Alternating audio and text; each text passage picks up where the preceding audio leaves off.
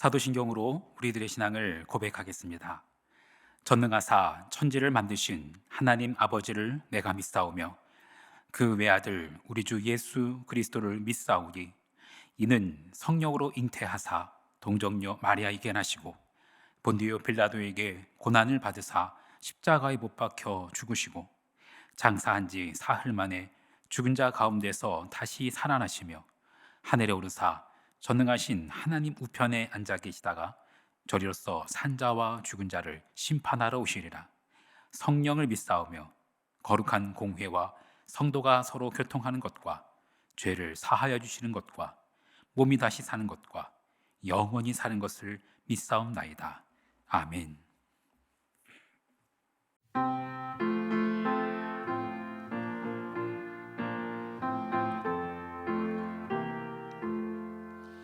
천지에 있는 이름 중 귀하고 높은 이름 준하시기 전 지으신 구주의 이름 예수 주 앞에 내가 엎드려 그 이름 찬송함을 내 귀에 들린 말씀 중 귀하신 이름 예수 주 십자가에 달릴 때 명패 그인 대로 저 유대인의 왕이요 곧 우리 왕이시라 주 앞에 내가 엎드려 그 이름 찬송함을 내 귀에 들린 말씀 중 귀하신 이름 예수 지금도 살아계셔서 언제나 하시느니 나 같은 죄인 부르사 참 소망 주시도다 주 앞에 내가 엎드려 그 이름 찬송함을 내 귀에 들린 말씀 중 귀하신 이름 예수 주 예수께서 영원히 어제나 오늘이라 그 이름으로 우리에게 참 복을 내리신다 주 앞에 내가 엎드려 그 이름 찬송함을 내 귀에 들린 말씀 중 귀하신 이름 예수 이 시간 우리에게 준 하나님의 말씀 시편 112편 1절로 10절 말씀입니다. 시편 112편 1절로 10절 말씀.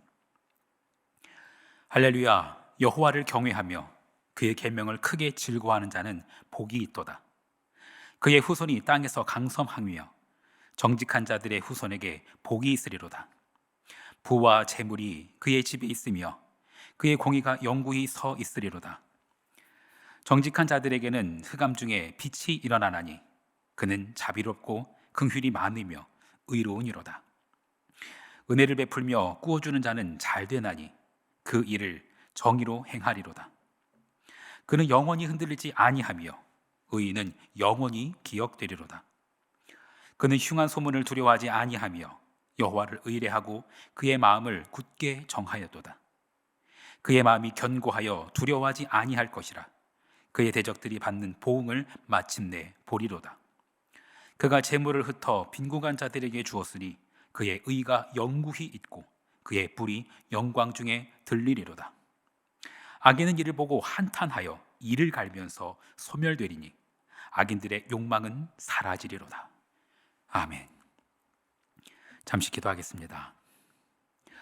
주 앞에 내가 엎드려 그 이름 찬송함은 내 귀에 들린 말씀 중 귀하신 이름이옵나이다. 예수. 아멘. 주님, 그렇습니다. 예수 그리스도, 그 이름이 천지에 있는 이름 중 귀하고 높은 이름입니다. 예수 이름만이 찬양을 받기 합당하신 유일한 이름입니다.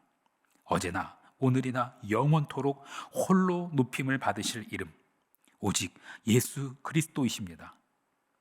오늘 밤과 내일, 어떤 이들은 크리스마스를 그저 자기 욕정을 채우는 날로 보낼 수도 있겠으나 우리는 오직 예수의 이름을 높이고 경배하고 예배하는 날 되게 하옵소서. 기쁨의 근원 되시는 예수 그리스도의 이름으로 기도합니다. 아멘. 할렐루야. 예수 그리스도의 오심을 간절히 사모하며 예수 그리스도를 기다리는 모든 이들에게 하나님 나라의 기쁨이 충만하시기를 바랍니다. 세상 즐거움 다 버리고 하나님 나라의 즐거움을 찾는 이들에게 그 입에서 할렐루야가 떠나지 않기를 간절히 축원합니다. 그렇게 하나님 나라의 즐거움을 누리는 자, 그랬던 자가 오늘 시편을 기록했습니다. 우리가 함께 읽은 시편 112편은 이렇게 시작합니다. 시편 112편 1절 말씀. 할렐루야, 여호와를 경외하며 그의 계명을 크게 즐거워하는 자는 복이 있도다. 여호와의 계명을 즐거워하는 자는 복이 있도다. 좀 익숙한 표현 아니신가요? 150편에 달하는 이 시편의 가장 첫 구절인 시편 1편 1절 말씀, 그 말씀과 맥을 같이 하는 표현입니다. 시편의 그 시작을 다시 한번 기억해 볼까요? 시편 1편 1절과 2절 말씀. 복 있는 사람은 악인들의 꾀를 따르지 아니하며 죄인들의 길에 서지 아니하며 오만한 자들의 자리에 앉지 아니하고 오직 여호와의 율법을 즐거워하여 그의 율법을 주야로 묵상하는 자로다. 2024년 우리 한사람교회는 조이, 기쁨이라는 주제로 한 해를 달려왔습니다. 지난 이 한 해를 되돌아볼 때 기쁨, 즐거움, 그게 가득한 한 해였기를 바랍니다. 하지만 이런 간절한 소망과 달리 기쁨과 간절함, 기쁨과 즐거움이 아닌 슬픔과 괴로움도 적지 않았을 겁니다. 특별히 나를 불편하게 했던 것들은 어떤 것들이 있었을까요? 불법이 나를 불편하게 하는 경우도 있습니다. 정도라는 것이 있잖아요. 합법이라는 것이 있는데 그걸 지키지 않는 이들로 인해서 괴로움을 당하는 경우, 우리는 주변에서 종종 보게 됩니다. 불법은 우리를 불편하게 합니다. 예를 들어서 이런 것이죠. 신호를 막 무시하고 막 달리는 자동차들, 그건 모두를 위험하게 합니다. 그런가 하면 합법이 우리를 불편하게 하는 경우도 있습니다. 약속 시간에 늦어서 얼른 달려가고 싶은 마음이 들지만 신호등이 빨간불인 거예요. 멈춰서야 하지요. 법을 지키는 것이 불편하게 하는 경우입니다. 이런 경우도 있죠. 의사가 먹으라고 하는 그 약이 있어요. 트레이너가 짜준 식단이 있습니다. 무엇을 먹어야 하고 무엇을 먹지 말아야 할지, 나에게 마땅한 것들이지만 그게 나를 불편하게 합니다. 올바른 법이 나를 불편하게 하는 경우예요. 하지만 분명한 것은 그 법이 우리를 지킵니다. 그리고 그 법을 꾸준히 지키면 그 법이 불편하지 않을 정도로 나의 습관이 되고 나의 체질이 되면 어떻게 될까요? 나는 건강해지고 안전해집니다. 그래서 결국 즐거워하게 되죠. 세상의 법을 지키는 것이 그렇게 우리에게 안전함과 건강함 그리고 즐거움을 준다면 여호와의 법을 지키는 것은 어떻겠습니까? 여호와의 법을 지키는 것, 불편합니다. 처음에는 불편합니다. 결코 자연스럽지 않습니다. 내 습관을 고쳐야 하고 내 체질을 바꿔야 하는 것이기 때문입니다. 하지만 하나님의 법을 지키면 그 여호와의 법, 그것이 나의 습관이 되고 체질이 되면 여호와의 법은 나의 영혼을 안전하게 하고 건강하게 합니다. 그리고 결국 나의 영혼을 즐겁게 합니다. 그런데 그렇게 여호와의 법을 즐거워하는 자들, 그런 자들을 회방하는 자들이 있습니다. 그냥 같이 죄짓고 같이 죽자는 자들입니다. 온갖 탐욕과 정욕, 그것을 즐기는 자들입니다. 사랑과 섬김, 그게 아니라 그냥 분쟁, 분열, 그거를 즐기는 자들 있습니다. 이 죄악된 세상에서는 그렇게 사는 자들이 그 세상의 기득권을 쟁취하는 경우도 있습니다. 하나님의 법이 아닌 이 세상의 법으로 살면서 이 세상에서 그 권력을 쟁취한 자들, 그 자들이 하나님의 법으로 하나님의 나라를 이뤄가는 그 자들을 보면 답답하죠. 답답합니다. 근데 심지어 답답함을 넘어서 위기감이 들기도 합니다. 양심에 비추어 보면 자기가 하고 있는 것이 불법인지 모르지 않기 때문입니다.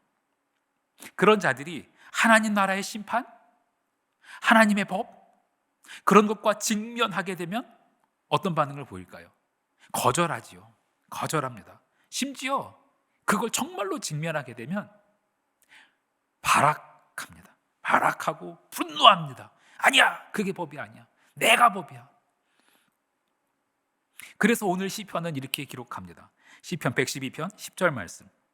악인은 이를 보고 한탄하여 이를 갈리면서 소멸되리니 악인들의 욕망은 사라지리로다.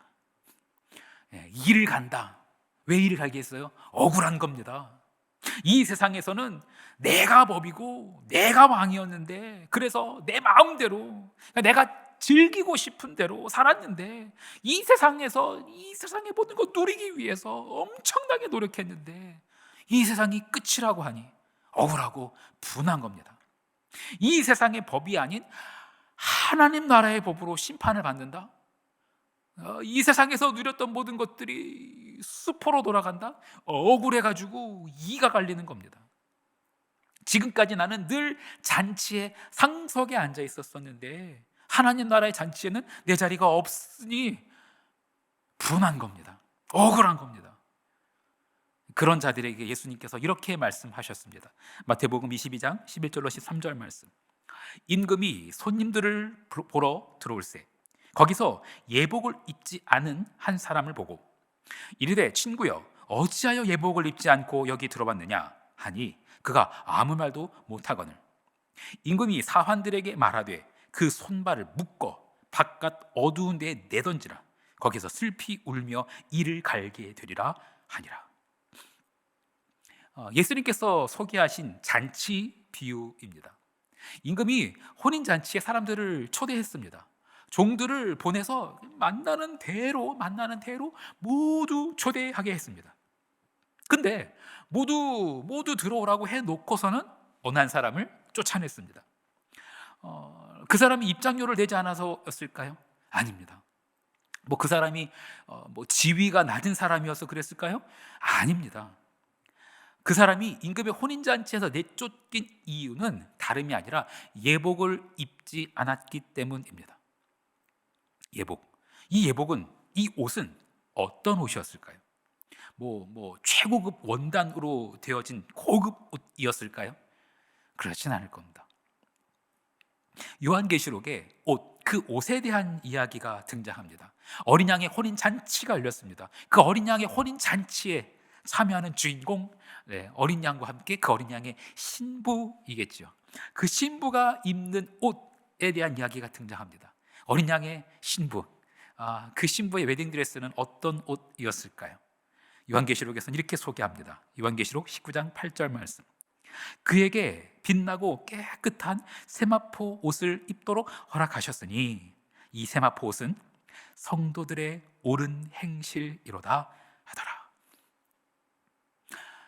혼인잔치에 예복을 입고 오지 않으면 쫓겨납니다. 성경에서 말하는 어린 양의 혼인잔치에 입어야 할 예복, 그 예복은 성도들의 옳은 행실입니다. 자, 그렇다면 그 옳은 행실, 그 옳음의 기준은 무엇일까요? 하나님의 말씀입니다. 하나님의 말씀대로 사는 것이 옳음입니다. 그리고 그 하나님의 말씀은 곧 예수 그리스도입니다. 요한복음 1장 14절 말씀, 말씀이 육신이 되어 우리 가운데 거하심에 우리가 그의 영광을 보니 아버지의 독생자의 영광이요 은혜와 진리가 충만하더라. 내일이 바로 성탄절입니다.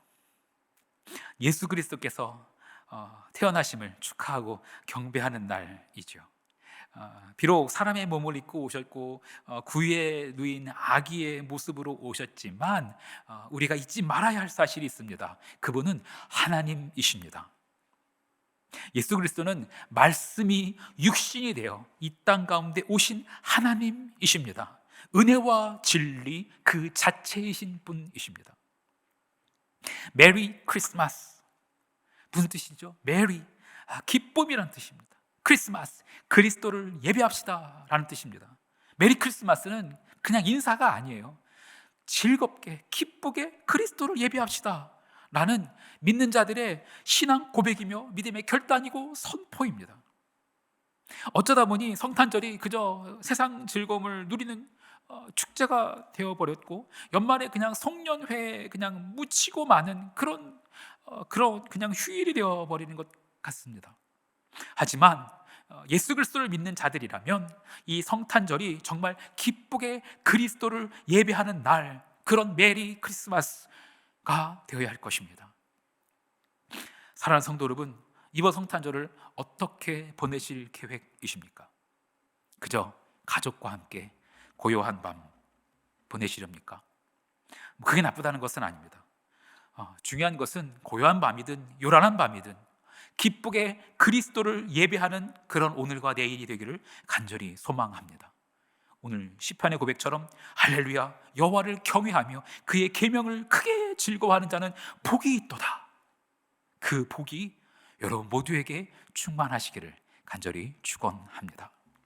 주기도문 하시겠습니다. 하늘에 계신 우리 아버지여, 이름이 거룩히 여김을 받으시오며 나라가 임하시오며 뜻이 하늘에서 이루어진 것 같이 땅에서도 이루어지이다. 오늘 우리에게 일용할 양식을 주시옵고 우리가 우리에게 죄 지은 자를 사하여 준 것 같이 우리 죄를 사하여 주시옵고 우리를 시험에 들게 하지 마시옵고 다만 악에서 구하시옵소서. 나라와 권세와 영광이 아버지께 영원히 싸움나이다. 아멘.